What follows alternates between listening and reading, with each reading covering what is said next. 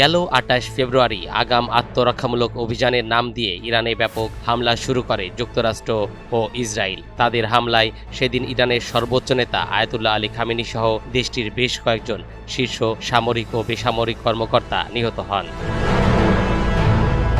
সর্বোচ্চ নেতার নির্মম হত্যাকাণ্ড এবং অতর্কিত হামলার প্রতিশোধ নিতে ইরানও পাল্টা আঘাত হেনেছে।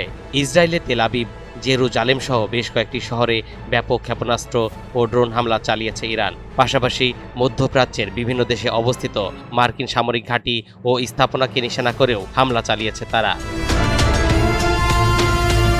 আমেরিকা ইসরায়েল যত দ্রুত ইরানকে ঘায়েল করতে চেয়েছিল ততটা পারছে না তারা, উল্টো নাস্তানাবুদ হচ্ছে ইরানের ড্রোন ও ক্ষেপণাস্ত্রের মুখে। ইরানের হামলায় এ পর্যন্ত ২,০০০-এরও বেশি ইসরায়েলি আহত হয়ে হাসপাতালে চিকিৎসা নিয়েছে, এমনটাই জানিয়েছে দেশটির স্বাস্থ্য মন্ত্রণালয়।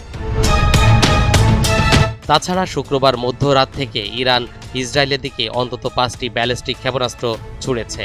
এই হামলার ফলে লাখ লাখ ইসরায়েলি নিরাপদ আশ্রয়কেন্দ্র বা বাংকারে অবস্থান করছে। এক সপ্তাহের বেশি সময় ধরে চলা যুদ্ধে মৃত্যু ও হতাহতের প্রকৃত সংখ্যা জানায়নি ইসরায়েল। তবে বিভিন্ন গণমাধ্যমের ফুটেজে ধ্বংসযজ্ঞের চিত্র ফুটে উঠেছে।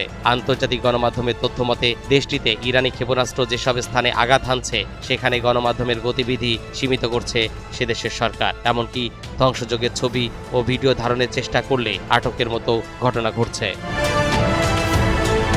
প্রায় এক সপ্তাহের বেশি সময় ধরে চলা এই রক্তক্ষয়ী সংঘাতে এখন গোটা মধ্যপ্রাচ্যই রণক্ষেত্রে পরিণত হয়েছে। বিশ্বের বেশিরভাগ জ্বালানি রপ্তানিকারক দেশ এই অঞ্চলে অবস্থিত হওয়ায় বৈশ্বিক জ্বালানি নিরাপত্তা এখন হুমকির মুখে পড়েছে।